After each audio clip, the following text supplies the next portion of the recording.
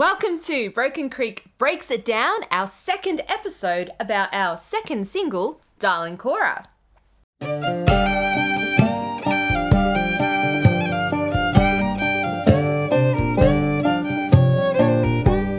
is Darlin Kora? Darlin Kora.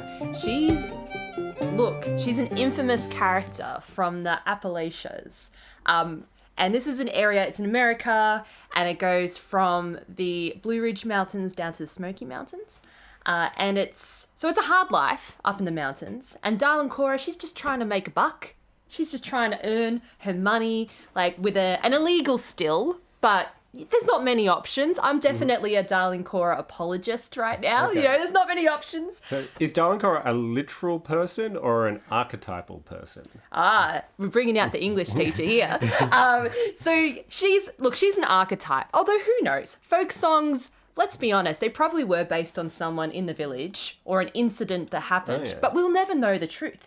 And it's even further complicated because music from the Appalachian Mountains, it comes from the people who live there, who originally came from England, Scotland. So a lot of these songs and ballads have roots over in England and Scotland and in ballads that came from there. So it can be really hard to know if it's real or not, but it's kind of fun, I find. That's part of the fun of folk songs, is that you don't know this mysterious history. So you listen to the lyrics and you can imagine, you can even think, who in my village matches this character? Yeah, we had some people in Corryong that might match this character. That is slightly disturbing. But hey. They didn't live in the town itself. They lived in the peripheral little hamlets that surrounded Corryong. They were... Cudgewa, Walwa. Shout out to Cudgewa. Wake up, Darlin Kora. What makes you sleep so sound? Where did you first encounter this song? So I was a teen and I was obsessed with this fiddle player, Eileen Ivers. Oh my goodness. Riverdance. If you were born in the 90s, or you're just around then, you knew what a phenomenon this was. Like, everyone got obsessed with Irish dancing. Everyone got obsessed with just Ireland in general. And for me, it was Irish fiddling. And especially this album here, we've got another product placement from the 90s. Proper YouTube style. Hey! Crossing the Bridge is this album. Look at that lovely vintage jewel case. Oh, yes. I had to keep it because it's one of my favourite albums. And it's by my favourite fiddle player, Eileen Ivers. She blew my mind. So I was looking at this album and I realised it came out the same year I started violin. So it came out in 1999, and that was the year that I started playing violin when I was 8. And of course, I always had classical teachers who I am so grateful for. They taught me amazing technique and love of violin and the different sounds you can make. But there was this whole other section of sounds that I wanted to access, and I first heard it on this album, where it was fiddle music. And what can you do? Eileen Ivers, she plays all sorts of music. She plays with African musicians on here. She plays with flamenco musicians. She takes the violin right across the world. And that's what I wanted to do. So that became sort of my covert mission, if you will.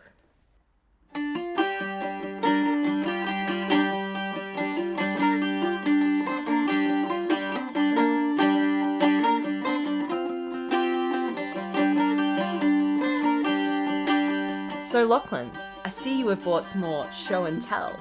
Yes, this is the instrument corner. The people have spoken. They want more instruments. More instruments. So this is my mountain dulcimer. So mountain dulcimers have an interesting tradition. This is distinct from a hammered dulcimer that you play with hammers, and that's a very European thing. This is a descendant of a European instrument called a scheitholt. A what? A scheitholt. Sounds rude. So this went to America.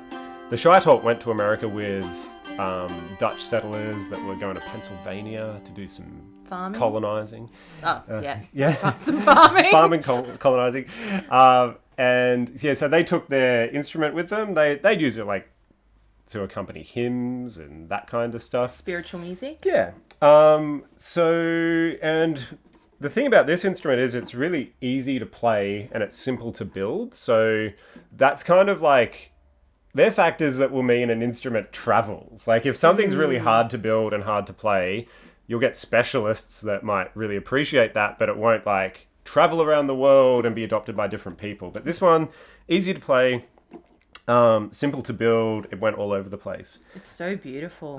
So it ended up in the Appalachian Mountains, in the hands of Scots-Irish people. So a lot of the repertoire for dulcimer these days is not like Dutch repertoire. It's Scots-Irish repertoire. Yeah. So the way you play this instrument... Oh, yes, demo. It is 3 courses of strings, double courses. You've got an octave course there, unison course there, and another unison course there. And it's tuned D-A-D. D-A-D, that sounds like the violin. Yeah, Well, up to D-A, a point, yeah. But I've got a capo on that's taking it up to G. The thing that is really interesting about the dulcimer is that it's diatonic, meaning it doesn't have every note. It locks you into a particular scale when you're playing. So The opposite of diatonic is chromatic. That's when you're like do do do do do do do do. Yeah. Got all the notes in there. Diatonic is fantastic because it's each note kind of works well with each other. You're not going to get as many clashing intervals. So it's, as you say, it's an easy instrument to start playing with because there's fewer wrong notes. Yeah. So it might sound like this. Sounded like Kiss there. Yeah, or no. Yeah, so that's your diatonic scale on the mountain dulcimer. Nice. Now, Darlin Kora doesn't have the dulcimer in it in our recording.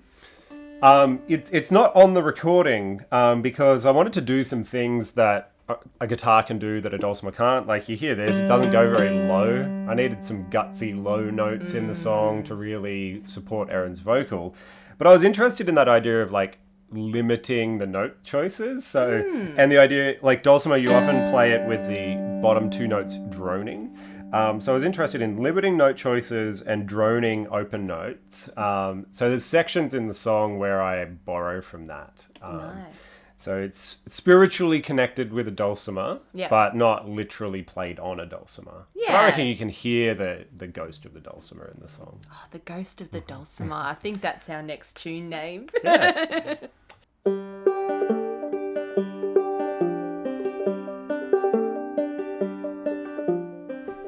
So all you instrument fans out there, you're in luck. We have 2, at least, instruments in today's video.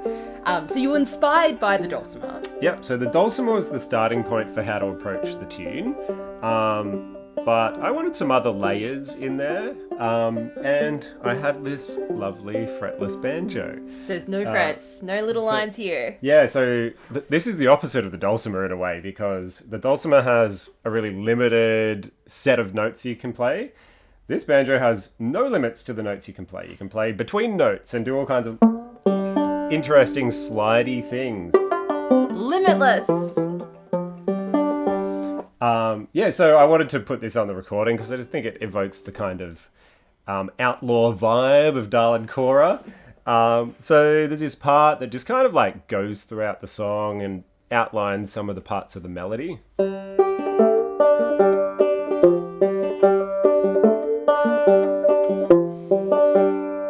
you can see like using the slidey thing from the fretless banjo in there.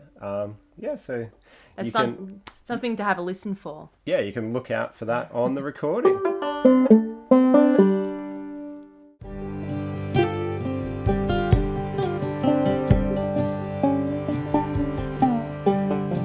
So we have a third instrument for you here today to create a powerful sense of dread. Yeah, so we need to create a powerful sense of dread on the track. It's really important.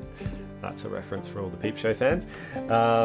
So this is a shruti box, which is an instrument that comes to us from India. But there's always an interesting story to the journeys that instruments go on as they become the form that we see them in. This one originally went to India as pump organs that accompanied missionaries that were trying to convert people. It's like really important kit when you're colonizing, you're trying to change people's religion. You're like, you need your pump organ. You need your pump organ in the kits, ready Yeah. to go, sing some hymns. So yeah, the Indian folks were not so into the missionaries, but they were into the pump organ. So they grabbed that technology and integrated that into some of their own religious musical traditions. But this one's a slightly different form to the pump organ that became the harmonium. I was going to say, this is not large. I'm imagining a big organ. Oh, they weren't huge. They were carryable. Yeah. But Back of a car, you're going down. yeah, that kind of thing. So this kind of takes the idea of that and strips away some of the things. Like maybe you don't need to play melodies on it. Maybe you just need a drone. Right. So this is kind of like a pump organ where you just set a chord or a set of notes and it plays them as you pump it. It's a drone. Hopefully you can hear that through your speakers. So you can kind of see I'm working like a bellows system there. I always feel like it's like the lungs, and then you've got this beautiful drone. It's And you can like feels gorgeous. bring notes in. Okay, that's very dissonant. It's putting me on edge. So yeah, there's a few moments in the song where the banjo is playing against this drone, and the guitar's referencing the dulcimer. And the idea, like the dulcimer has these drone strings, but this is kind of picking up the role of the drone strings that the dulcimer would have had. So how are you making that? Oh, you're just pushing that. This is like a bellows. It pushes air through reeds. Ah, yeah. But on stage, you use that with your foot. Yeah, it's got a pedal that pumps it with my left foot. So you might see if you come to one of our gigs, hope you do one day, that Locke will have one foot that's looking after the drone and one foot that's looking after the drums, which is tricky to do, but it sounds so good. So it's worthwhile. Yeah.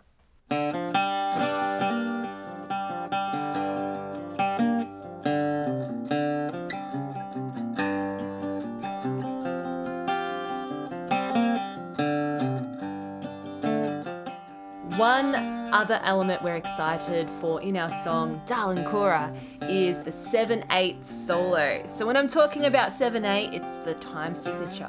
Most of the song, it's in a steady 4/4. Yeah, so 4/4 goes like this. 1,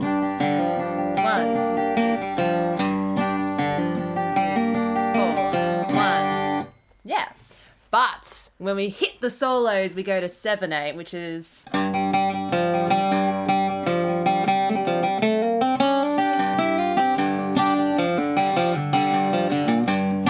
Nice. It's like you're counting 1, 2, 3, 4, 1, 2, 3, 1, 2, 3, 4, 1, 2, 3.